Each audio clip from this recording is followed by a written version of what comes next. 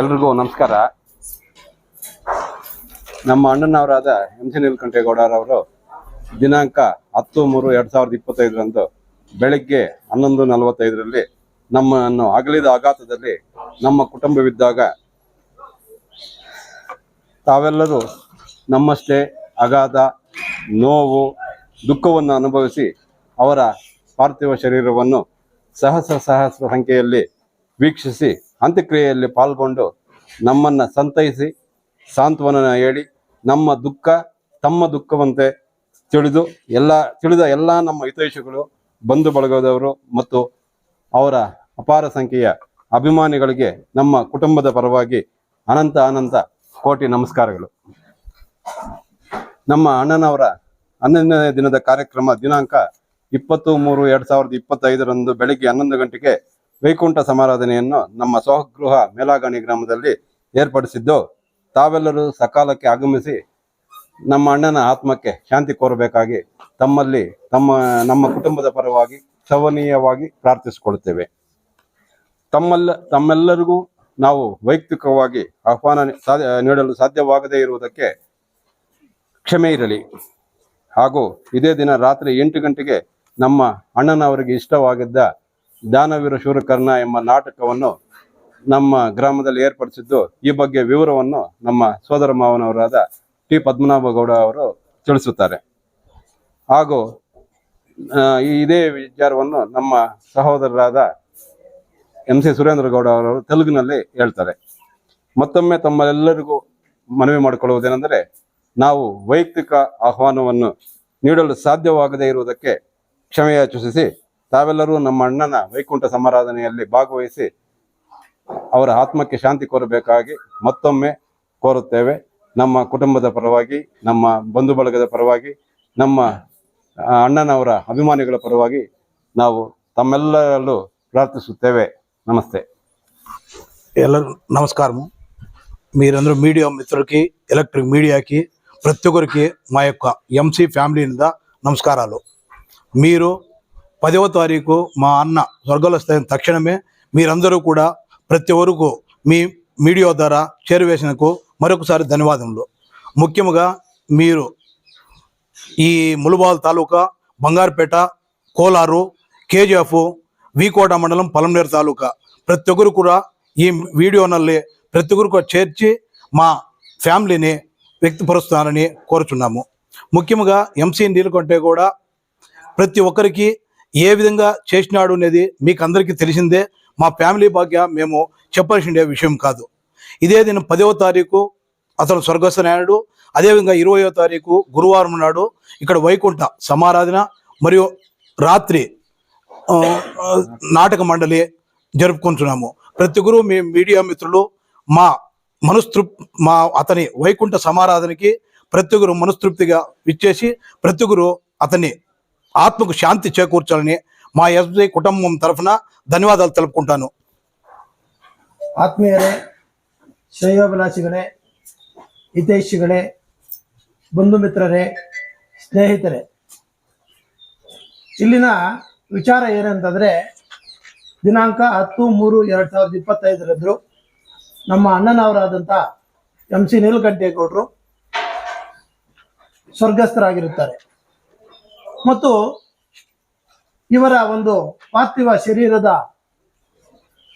ಅಂತಿಮ ಸಂಸ್ಕಾರಗಳಿಗೆ ತಾಲೂಕಿನಾದ್ಯಂತ, ಜಿಲ್ಲೆಯಾದ್ಯಂತ ನಮ್ಮ MC ಕುಟುಂಬದ ಹಿತೈಷಿಗಳು, ಅಭಿಮಾನಿಗಳು, ಸ್ನೇಹಿತರು, ಶ್ರೇಯೋಭಿಲಾಷಿಗಳು ಬಂದು ಆ ಒಂದು ದುಃಖದಲ್ಲಿದ್ದಂಥ ನಮ್ಮನ್ನು ಆ ಶಕ್ತಿಯನ್ನು ಬರೆಸುವಂತಹ ಒಂದು ಇದನ್ನು ನೀವು ನೀಡಿರುತ್ತೀರಿ. ಅದೇ ರೀತಿಯಾಗಿ ನಮ್ಮ ಅಣ್ಣನ 11ನೇ ದಿನದ ಕಾರ್ಯವನ್ನು 20/3/2025 ಗುರುವಾರ 11 ಗಂಟೆಗೆ ನಮ್ಮ ಸ್ವಗೃಹವಾದ ಮೇಲಾಗಣಿಯಲ್ಲಿ ಇಟ್ಕೊಂಡಿರ್ತೀವಿ. ಇದನ್ನು ನಾವು ವೈಯಕ್ತಿಕವಾಗಿ ಎಲ್ಲರಿಗೂ ಆಹ್ವಾನ ನೀಡಲಿಕ್ಕೆ ಸಾಧ್ಯವಾಗದೇ ಇರೋದ್ರಿಂದ ತಾವು ಯಾವುದೇ ಅನ್ಯತಾ ಭಾವಿಸಿದಿರ ಈ ಕಾರ್ಯಕ್ರಮಕ್ಕೆ ಎಲ್ಲರೂ ಆಗಮಿಸಿ ನಮ್ಮ ಅಣ್ಣನ ಆತ್ಮ ಚಿರಶಾಂತಿಯನ್ನು ಕೋರೋದಕ್ಕೆ ತಮ್ಮೆಲ್ಲರಿಗೂ ಆಹ್ವಾನವನ್ನು ನಾವು ನಮ್ಮ ಕುಟುಂಬದ ಪರವಾಗಿ ನೀಡ್ತಾ ಇದ್ದೀವಿ.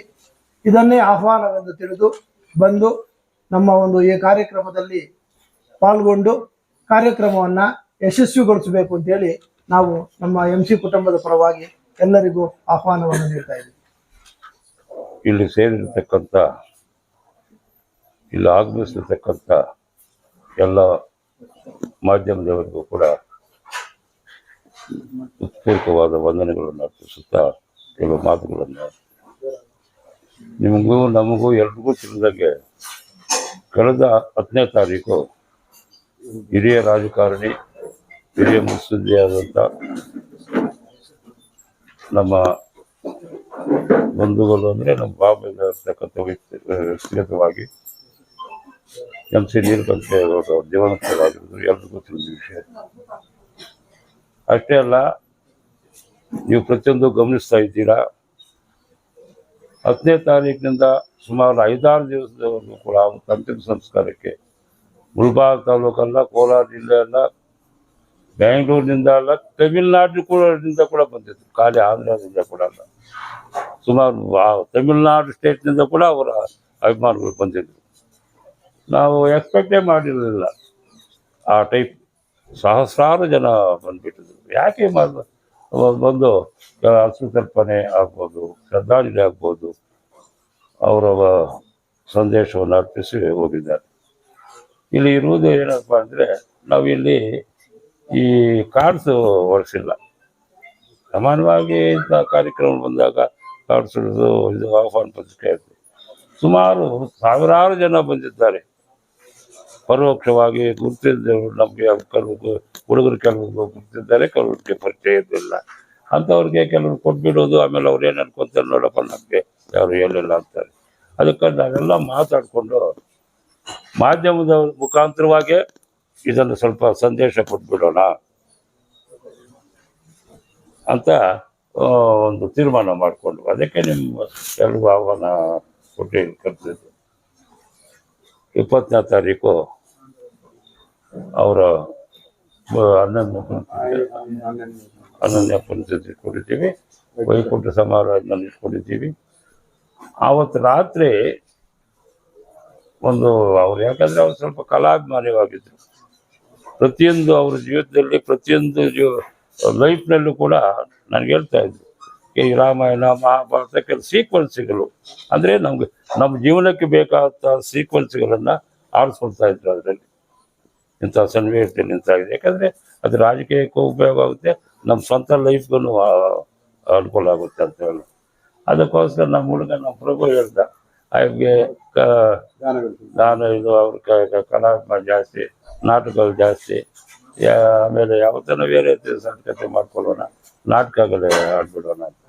ಅದಕ್ಕೋಸ್ಕರ ನಾವು ನಾಟಕಕಾರರಲ್ಲಿ ಊರಿನಲ್ಲಿ 2-3 ಇದಿತ್ತು, ಮಾಡ್ತಾಯಿದ್ವು. ಆದರೆ ಏನೋ ಸ್ಪೆಷಲ್ ಆಗಿ ಸ್ವಲ್ಪ ರೆಡಿ ಮಾಡೋಣ ಅಂತ ಯಾವುದೋ ಡಿಜಿಟಲ್ಲು ಟೈಪು ಯಾವುದೋ ಒಂದಾಗಿ ಎಲ್ಲ ರೆಡಿ ಮಾಡಿ ಅದನ್ನು ಓದ್ತಿದ್ವಿ. ಕಲಾಕಾರರು ಕೂಡ ಮೈನ್ ಅವರೆಲ್ಲ ಸೆಲೆಕ್ಟ್ ಮಾಡ್ಕೊಂಡಿದ್ದಾರೆ. ಮೈನಲ್ಲಿ 3 ನೆಲೆಗಳಲ್ಲಿ ಯಾರು ಸ್ವಲ್ಪ ಜಾಸ್ತಿ ಎಕ್ಸ್ಪೀರಿಯನ್ಸ್ ಇದ್ದು, ಸ್ವಲ್ಪ ಅನುಭವ ಇದ್ದಾರೆ, ಅವನ್ನೆಲ್ಲ ಸೆಲೆಕ್ಟ್ ಮಾಡಿಕೊಂಡು ಸ್ವಲ್ಪ ಇಂಪಾರ್ಟೆಂಟಾಗಿ ಅವತ್ತು ನಿಮಗೆ ಇದು ಕೊಡ್ತೀವಿ. ನೀವೆಲ್ಲರೂ ಕೂಡ ಅವತ್ತು ನೀವು ಬಂದು ಬರ್ತೀರ ಅಂತ ನಾನು ಹೇಳ್ಕೊಂಡಿದ್ದೀನಿ. ಇದೇ ಮುಖಾಂತರ ಇವಾಗ ಹೇಳ್ತಾ ಇರೋದೇನೆಂದರೆ, ಮೊನ್ನೆ ಅವರ ಅಂತಿಮ ಸಂಸ್ಕಾರಕ್ಕೆ ಯಾರು ಬಂದು ಅವರ ಆತ್ಮಕ್ಕೆ ಶಾಂತಿ ಹೊಂದಿ ಹೋಗಿದ್ದಾರೋ ಅವ್ರಿಗೆಲ್ರಿಗೂ ನಾವು ಬೇಡ್ಕೊಳ್ಳೋದೇನೆಂದರೆ, 11ನೇ ದಿವಸ ಅವರು ಬಂದು ಈ ಕಾರ್ಯಕ್ರಮದಲ್ಲಿ ಭಾಗಿಯಾಗಿ ಅವರ ಆತ್ಮಕ್ಕೆ ಶಾಂತಿ ಕೊಡಬೇಕಾಗಿ ವಿನಂತಿಗೊಳಿಸುತ್ತೀವಿ.